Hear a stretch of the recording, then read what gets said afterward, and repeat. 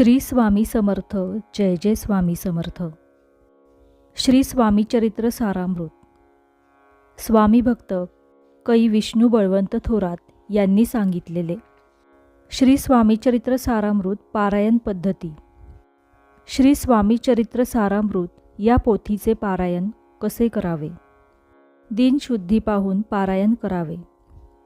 श्रींच्या भक्तीला, सेवेला काळ वेळेचे बंधन नाही.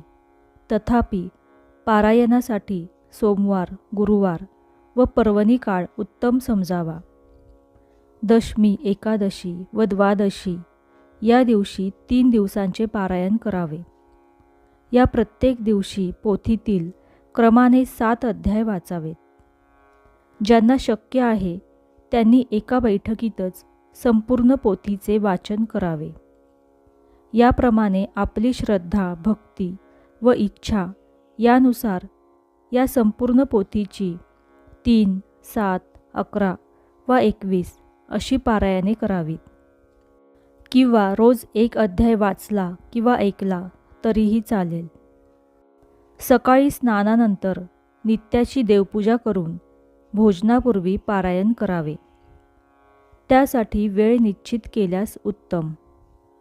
स्नानानंतर शुद्ध वस्त्रे नेसून मस्तकी गंध लावावे. नित्याची देवपूजा करावी. कुलदेवता, इष्टदेवता, गुरुदेव व श्री स्वामींचे स्मरण करावे. वडीलधाऱ्यांना वंदन करावे. पारायणाच्या प्रारंभी किंवा पहिल्या दिवशी उजव्या तळहातावर पळीभर पाणी घेऊन आपले नाव, तिथी, दिनांक व वार यांचा उल्लेख करून आपण कोणत्या इच्छा प्राप्तीसाठी हे पारायण करीत आहोत हे बोलावे. अर्थात पारायणाचा संकल्प करावा आणि तो उद्देश सफल व्हावा म्हणून श्रींची प्रार्थना करून ते पाणी ताम्हनात सोडावे. हे पाणी नंतर तुळशीत टाकावे. चौरंगावर उत्तम वस्त्र अंथरून त्यावर श्री स्वामींची तसबीर व मूर्ती ठेवावी. भोवती रांगोळी काढावी. समई लावावी. गंध, पुष्प, धूप, दीप, नैवेद्य या पंचोपचारांनी श्रींची पूजा करावी. गंधाक्षता व पुष्प वाहून पोथीचीही पूजा करावी. आसनावर बसून श्रींना व पोथीला वंदन करून आणि त्यातील अर्थ नीट समजून घेऊन शांतपणे वाचन करावे.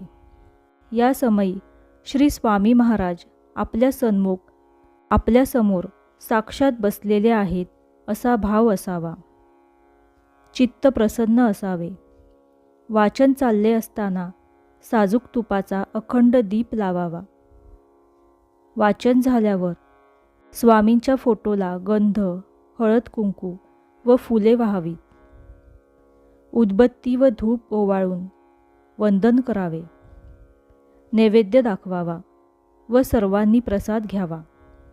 पारायणाच्या शेवटच्या दिवशी ब्राह्मणास व ब्राह्मण दाम्पत्यास भोजन, वस्त्र व दक्षिणा देऊन त्यांचा सन्मान करावा.